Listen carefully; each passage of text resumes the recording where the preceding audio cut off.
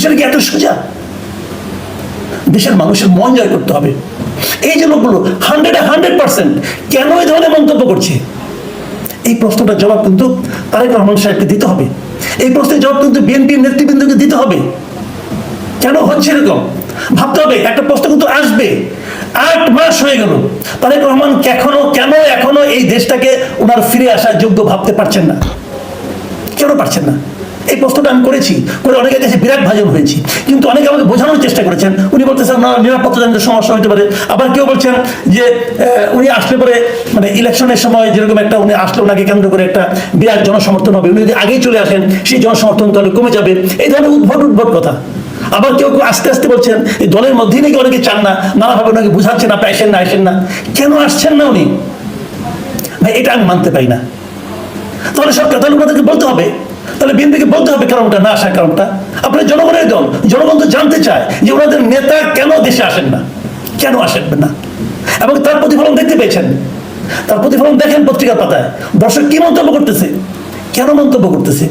এই মন্তব্যগুলো যদি মাথায় নিতে না পারেন, বিবেচনায় নিতে না পারেন, এবং বিবেচনায় নিয়ে সে অনুযায়ী কাজ করতে না পারেন, তাহলে মনে রাখবেন আপনারা দিন দিন আরো দূরে সরে যাবেন। এইভাবে হয় না। আবেগ দিয়ে কেবল আমি ভালো, আপনার নেতারা শুনেন, তারেক রহমান সাহেবকে আমি বলবো, দেখেন আপনার দলের কর্মীরা, আপনার নেতারা আপনাকে তো বলবেই, তারা আপনাকে হাওয়া দিবে, বাংলায় বলে পাম দেবে। যে আপনি আনপ্যারালাল, আপনি আনপ্যারালাল। পৃথিবীতে কেউ আনপ্যারালাল না। আজকে যে আনপ্যারালাল, কালকে সে আনপ্যারালাল থাকবে না। জনসমর্থন ঘুরে যেতে 2 মিনিট লাগে না। এটাই সারা দুনিয়ার নিয়ম। আর বাংলাদেশের মাটি আরো আনপ্রেডিক্টেবল। মাথায় রাখতে প্রতিটা মুহূর্ত, প্রতিটা স্টেপ আপনাকে হিসেব করে নিতে হবে। এবং এমন কিছু আপনি করতে পারবেন না যার জবাব আপনার কাছে নাই। এবং যে জবাব আপনি জনগণকে দিতে পারবেন না, যদি জনগণকে কোনো জবাব আপনি না দেন, আপনি না আসার কোনো ব্যাখ্যা দিতে পারে মানুষের কাছে এখন উপস্থাপন করতে না পারেন, আমরা ধরে নেব আপনার কাছে আসলে কোনো জবাব নাই। জবাবহীন নেতৃত্ব চলবে না ভাই। আমি এটা দেখে, মন্তব্যগুলো দেখে আমি আসলে খুব হতাশ হয়েছি। আমি আশা করি পত্রিকার ভাষা, আগে দেয়াল লিখন পড়তাম না, দেয়াল লিখন, এখন সোশ্যাল মিডিয়ার পাতায় যে লেখাগুলি হয় সেগুলো দয়া করে সব নেতৃবৃন্দ পড়বেন, এই প্রত্যাশা করছি।